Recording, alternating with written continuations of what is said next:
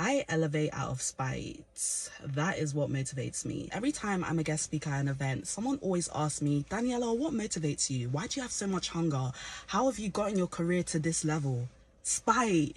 I have to shit on my haters.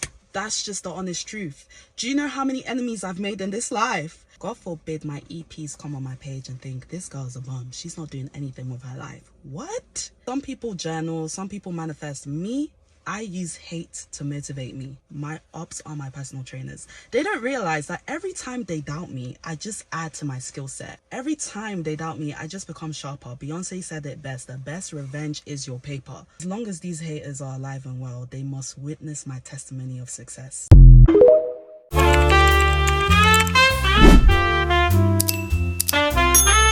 Hi guys, welcome back to Claire Monica Talks. I'm your host Claire Monica and welcome back to my channel. So today we are back with, I believe, part 2 of Well-Behaved Women Rarely Make History. And if you're familiar with my content, you know that I'm a huge advocate for powerful women, or for women who step out of the box, women that are not afraid to go against the grain, women that are different, women that stand out, or people that stand out, whoever you identify yourself to be. And in this video we are going to explore what it means to be a woman who defies norms, defies expectations, who's willing to put in the work to reach and achieve every goal, every desire, and yeah, everything, ambition, everything, building a life of your dreams, and not waiting around for anyone, any man to save you or to give you what you desire. Being a woman that's not well behaved means fully stepping into your authenticity, fully expressing yourself the way you want to, not shrinking, not dimming your light, not trying to fit into society's boxes, not trying to be a victim to patriarchy, none of that. So yeah, I hope you guys enjoy this video. Don't forget to like, comment, and subscribe. I'll be back at the end. When I started seeing myself as the exception to every rule, my life changed dramatically, because people will push limitations onto you. Trust and believe that they will. When people say misery loves company, I do believe that that's true. I do believe that that is a human condition. It doesn't make anyone a bad person, but let me tell you something. When people say, oh, money is so hard to make right now, I can't find a job, I say that does not apply to me. Oh, it's so hard to find true love nowadays. Everyone wants to play around. Nobody wants to get serious. That does not apply to me. Oh my gosh, it's so hard to change careers. Like, I've been in the same career for forever, and you're not supposed to change careers because it's hard. Like, it doesn't work out. I'm sorry, that does not apply to me. Oh my gosh, Gen Z will never be homeowners. Like, oh my God, we're going to be poor forever. That does not apply to me. It does not. I don't care what your limitations are. And I respect your limitations, trust and believe, but do not push them onto me, because I will disregard them. Verbally, I will disregard them. I will say, I'm sorry, that's not my experience. And I pray that that is no longer yours. Truly, I really do. I do pray that one day you wake up and see the fact that every single thing that you're going through right now, you can fix. Every single thing. It's a matter of whether or not you want to. It's a matter of whether or not you're willing to push through that period of discomfort, because it is uncomfortable. Absolutely. Especially when you realize that the beliefs that you have right now are producing certain results. You have to take a form of accountability there. But people will start to tell you what the rule is, and you have to say, you know what? That's not my experience. I am the exception to that rule. Oh my gosh, it's so hard to eat healthy. Like, being addicted to sugar is one of the hardest things in the world. Hey, that does not apply to me. Oh my God, it's so hard to quit vaping. That does not apply to me. Oh my God, it's so hard to get 10,000 steps a day. That does not apply to me. I don't care what the rule is. It does not apply to you if it does not fit the life that you're trying to live for yourself. And the reason that I believe certain things don't apply to me is because I have evidence of that. The only thing that builds your confidence in the fact that certain things don't apply to you is evidence. How do you gain evidence? You change your belief system. That is it. When you change your belief system, everything falls into place. It has no choice. Your brain is always going to want to prove you correct. That is it. I'm telling you, if you sit there and you really say, what are my beliefs and how are these beliefs bleeding into my daily life? Oh, I see. The reason I can't find a boyfriend is because I believe that all men are trash. Okay, awesome. Okay, the reason I don't have a lot of money is because I believe money is hard to make. Okay, awesome. You see what I'm saying? You figure out what those beliefs are, you break them down, figure out what needs to go, figure out what is not going to fit the dream version of you that you're creating. Because I guarantee you, everybody has a belief right now that they need to get rid of. Every single one. Everybody. It could be a small one, it could be a big one, but just know that you are now, as far as watching this video is concerned, the exception to the rule. The next time someone tries to push beliefs on you, whether it's out of love, whether it's out of hate, whether it's out of jealousy, whether it's out of concern, whether it's out of fear, whatever the case is, you say, I'm sorry, that's not my experience, that's not something that, I believe for myself, and I understand that may be your experience, but it's simply not mine, and you move on. I am very passionate about this. I truly am, because this is one thing. This especially led to me blowing up on TikTok. And I literally, people can say 1,000 things, but me believing that I am the exception to this rule of everything being oversaturated and everything, there's too many influencers, I didn't care. That has nothing to do with me at all. It has nothing to do with me. I'm sorry. That's not a rule that I live by. That's not something I choose to believe for myself. So therefore, that's not what happened. You are the exception to the rule. Understand that. Truly. My husband is a 7-figure entrepreneur, and I have been in many rooms with successful men and women. And you want to know the inner thought process of a woman who is a part of the top 1%, it goes something like this. I win at what I do. I may not get it right the first time, but I don't allow my failures to scope me. I allow my failures to push me forward. I deserve a seat at the table. I may not be the biggest fish here, but I know I'm not the smallest. I know how to manifest the things that I desire to have. I know how to take criticism and apply it and make it work for me. That is just a snippet of the thought process of a woman who's a part of the top 1%. And you want to know why? Because she knows that there's enough room for her at the table, and that another person's wins just proves what's possible, and that growth is a non-negotiable. Getting better with her business, getting better with her mind, her body, and her spirit is essential. And that's how you need to start acting, and that's how you need to start thinking about everything that you do. And I'm not gonna lie, being at the table with these type of people is super intimidating, but it also shows that if she can do it, I can do it, and that there's always enough to go around. Being pretty isn't enough for me. My annual realization has come once again. I'm actually reading this book right now called The Feminine Mystique, and I'm on the last chapter where she talks about a new life plan for women. And one of the things that she talks about is that women have to basically have a life plan for themselves where they are devoted to mastering or learning some type of art or science, like for the entirety of their life. Like, it's a lifelong journey. It's not just you get a job and you're done, you get the degree and you're done, you volunteer and you're done. Like, this needs to be something that is your life's work for you to feel like you have a sense of meaning. And I feel like a lot of women don't have this. I feel like this is something that I want to do, and I feel like this is something that women should strive for, because I feel like right now, everything that is being taught to strive for right now is just consumerism, like getting the new bag, going on the trip, living a certain lifestyle. And that's all cool. That's all gonna come with you doing something that you love anyways. But what is your life's work? What are you here learning and contributing to society? That is what really, really matters. Like, what makes you feel alive? What is your sense of purpose? Because consumerism is cool, but it's empty. So I'm gonna start thinking a little bit more abstractly about how I want to approach the rest of my life and what I want to pursue and what I want to learn moving forward and what I want my life's work to be, because I love content creation, or I don't even want to say content creation because I don't particularly love that. I get my real joy from like teaching and healing and empowering people. Like, I could care less about the other things. You know what I mean? Like, I could care less about the PR.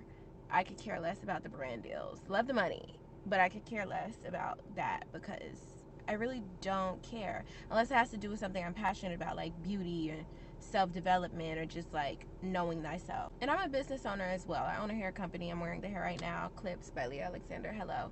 But even with that, I want to develop my talent of being a better businesswoman, because being a good businesswoman or a businessman is a talent, and I want to continue to develop that. But I don't want my life's work to be about business. That's not what I feel like my life's work is about. I want that to be how I earn money, yes, but that's not my life's work, and I don't want to get the two confused. And I feel like I have in the past, and I don't want to do that moving forward. So yeah, I'm gonna start thinking about what I want to devote my life to. You should start thinking about that for you, because gone are the days where we're just worried about consumerism, or just paying to play, or just doing work just to buy things. Like, we need to have things that bring us a sense of fulfillment, a sense of purpose, and make us feel like we are contributing to society and leaving our mark in the world in some way. So even if it's private work, it just needs to be something. It just needs to be something. I recommend that you guys read or listen to that book, The Feminine Mystique. But yeah, I'm gonna think about this. Can I speak to my big dreamers really quick? I was talking to a friend last night, and we were talking about what it is like to be a big dreamer and to be unlike anybody else around you. And I just want to let you know this. It is going to be very lonely. It is going to be very lonely. The people around you are not going to understand you. They are going to think that you are crazy. That is a good thing. They are going to think that you are delusional. That is a good thing. They are going to think that you are out of your mind, and you absolutely are, because what you are dreaming has not been done yet. You are dreaming the impossible. And in order to dream the impossible, you have to live an impossible life. You have to give everything that you have, every ounce of your being, into believing that that dream can come true, so that you can be what has never been seen before. There have been many people that have come before you that have had big dreams, that have been told what they could not do. However, they leaned into the impossible and made that thing possible. That is what makes you unique. That is what makes you special. And in this world where we are conditioned to believe that fitting in is what makes us acceptable to society, you have to teach your brain to not listen to that. You have to tell your brain that that is incorrect. You have to believe that everything that makes you different from the person next to you and the thing that makes you unique, that is your superpower. That is your magic. So the next time somebody calls you crazy or calls you delusional for that dream that you have in your heart, because you know that it's been placed in your spirit for a reason, tell them thank you. And be prepared to be lonely. Be prepared to stand out here on your own, chasing that dream. And believe that because that dream has been put into your heart for a reason, that is why you will succeed. And that is all you need. All you need is you and whatever creator that you believe in. And everything that is for you will come to you. You don't need anybody to give you the validation or the approval or to tell you that you can do it. You don't need the support. Stop thinking about the friends that don't support you and they support everybody else. They supporting them other people because they need it. You don't. You are anointed. You are already supposed to achieve that goal. It don't matter how long it takes. Your journey has already been written. You have to trust and believe that and continue to march on your own journey. That's all you need. All you need. Amazing stuff. Just to add on, in my own experience, in my own environment, I've had people projecting so many things or so many labels, so many roles and limitations just based on not only race but just my gender alone. Being a woman, it's, as a woman, you need to depend on a man, you need to follow a man, you need to settle down, have kids. Or for example, I am someone that's very ambitious and has always seen and desired big things for my life, and people, especially the women around me, would question it, be intimidated by it, almost threatened by it, to the point of trying to bring me down, calling me all sorts of things, all sorts of names, under the guise of actually wanting to build a life for myself. And being a woman that defies expectations, that defies society's expectations, means you're not only working towards or praying for a partner or a family, but also working on your own purpose, working on your own gifts and talents that God has placed in you, working on how you are going to leave your print on the world, what your legacy is going to be. All these things are very important. And when you live like this, you will definitely be a woman who makes history. If you're going to be a woman that steps onto this path, you're probably going to be the first, whether that's in your bloodline, in your town, in your city. It's not easy. It's not an easy path to take. And as painful as it may be, as lonely, as rejecting it may feel, being different, having this pull, knowing that you're made for more, all these things, they make you different. Your differences, the things people ridicule about, the things people try to silence in you, those things are exactly what are going to make you a woman who makes history, or someone that becomes great. If you can master this one mindset shift, you will be in the 1%. I'm in the 1%. I have many friends who are in the 1%. We all have this in common. If I can summarize in one sentence the exact thing you must embody to enter the 1%, it is this mindset. I can, I do, I will. No matter what, no matter when, no matter how. Let me break this down. I can. Most people, 99% of people, argue for their limitations. I can't because of this, because of that, because of that. The market's oversaturated. I don't have enough time. Successful people say, I can. They make a way and they believe in themselves. They argue for success no matter what. Now, the second part is I do. There's free information on the internet everywhere, guys. There's no gatekeeping for how to become a millionaire. Some people just don't act on it. That's it, right? So when you believe in yourself, the next thing you do to get in the 1% is act on the information that you find that could get you to being a millionaire. And then this is where it really, really splits. I will, no matter what, no matter when, no matter how. Let's break this down. I will, no matter what, keep trying even when it gets hard. I will not give up and I will not quit.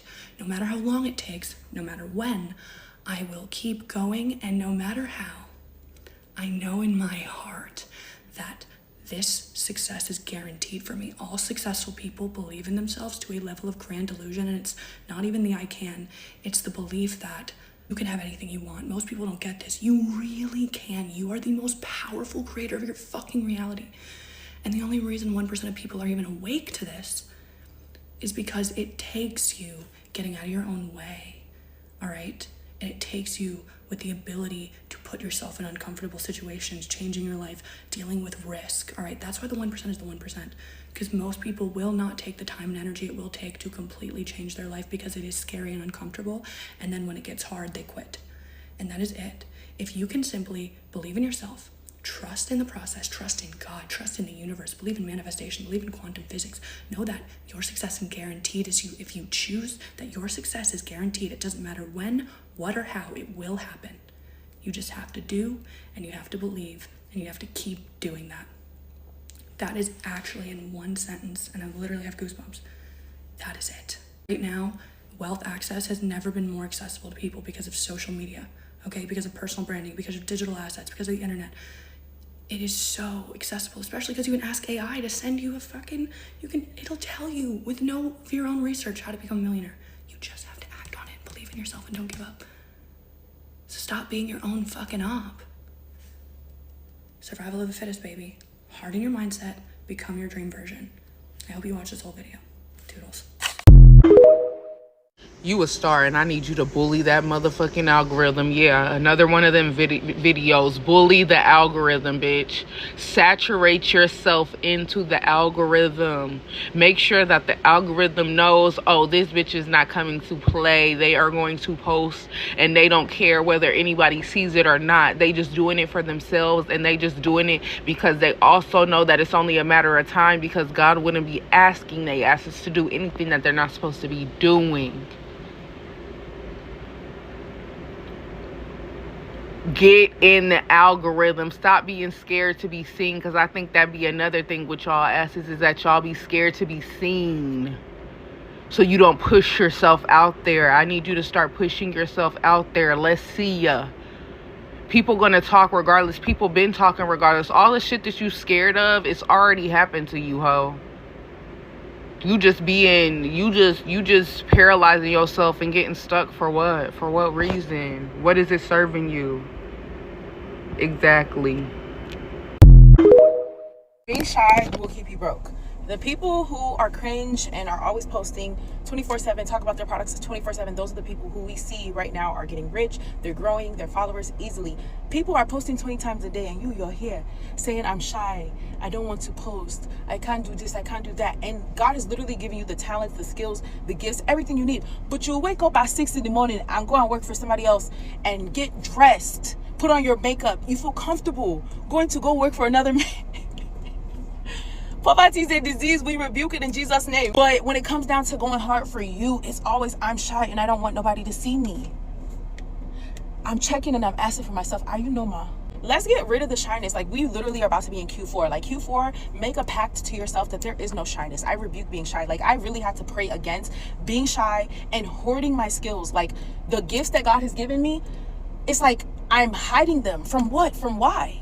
Not showing stewardship over it. On Judgment Day, God is going to ask us, I gave you this, this, and that, so you can get rich and show people that it's possible, and get rich and show people what I did in your life, and you didn't use it. Why?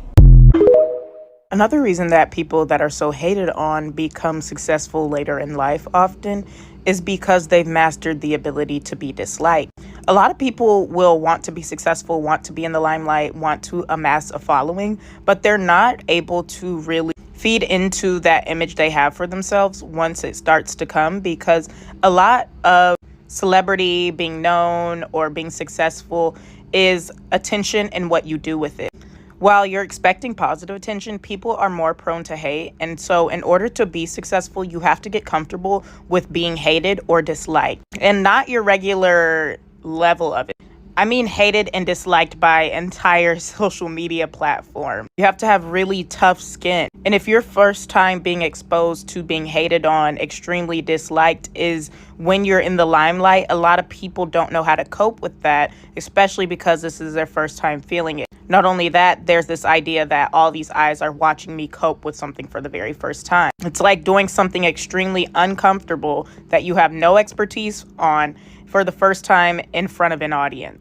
And for many, this is enough to make them shy away from what they initially wanted in the first place. But for people that have a past of being hated on, this is more regular for you than this newfound fan base or growing number of supporters that you may have been able to find as you've become more popular. Once you get the skill of being hated on down, further hate just adds to your experience and doesn't make the experience. By the time you have 5 years worth of experience of being hated on and you're finally put into the limelight on year 6, the hate comments will slide off that much easier because in your past, that's all you were exposed to. So it reverses the experience, whereas most people have been positively built up in life and the first time they see some hint of dislike is in the limelight. For you, it's the reverse. You've been a small name so far, and the first time you saw support was when you were in the limelight. It changes your relationship with success, with being viewed, with being perceived, and with hate. So I want you to understand. I hate should I wear heels or is that too much, ass bitch? I'ma hold your hand when I tell you this. You're a girl. You're a girl. Nothing that you do is too much. You're actually engineered to do the absolute most. You are. That's what you need to do every time. That's the beauty. That's the beauty of being a girl. Like, stop asking stupid shit. Why the fuck is you asking bitches if you should be a bad bitch? Because that's what it really boils down to. You asking another bitch if you should be a bad bitch? Should I wear heels? Should I be bad? Oh my God. It don't matter the occasion, girl. It don't matter the occasion. I'm trying to tell you something. You're wearing shorts, heels, jeans, heels, skirt, heels, dress, heels. Like, baby, anything you put on, you can elevate it by wearing heels. So why the fuck is you asking bitches if you should elevate your look? Do you? Do you every single time? Go hard or go home. You understand what I'm trying to say? No kind of special occasion needed. None at all. Just fine. Just looking fine. Just fine. Just fine. Ooh. You understand what I'm trying to say? Over there asking bitches if you should be a bad bitch. It's insane. Always be the best version of you. Never do you have to ask. You understand? Always strive to be the baddest bitch. It's okay. It's okay. Everybody trying to strive to be a bad bitch, period. Now we all bad as fuck. That's how it's supposed to be. That's how it's supposed to be. You're not supposed to put yourself in a bubble, in a box to make other bitches feel comfortable. I don't give a fuck. I'm wearing heels. Fuck is good. Okay guys, I'm going to end the video here and end it off by saying, or finish it off by saying, the world does not change through obedience. The world does not change by following every rule and staying neatly in every line. It changes through courage. It changes through vision and audacity. One thing that I've learned specifically this week is have audacity. You can either care about how people feel or how people see you, or you can care about getting what you want or achieving the goals that you want. So through the ones who dare to go against what's expected of them, through the women that decide to go against every box, every cultural expectation, whether societal expectation, you are the trailblazers, or we are the trailblazers. So don't shrink yourself to fit into a world. Don't shrink yourself to fit into anyone's narrative of what a woman should be, or whatever was never meant to contain you. Because the ones that refuse to behave, they make history. They leave an imprint. They create a path for girls, women all around the world to take. They create hope that woman can be more than just her physical features or reproducing or being someone's arm candy or someone's helper, supporter. You can leave a whole legacy, a whole trademark. Yeah, I hope you guys enjoyed the message of this video. Comment down below if you agree, disagree to anything said here. And yeah, I'll see you guys in the next one. Bye.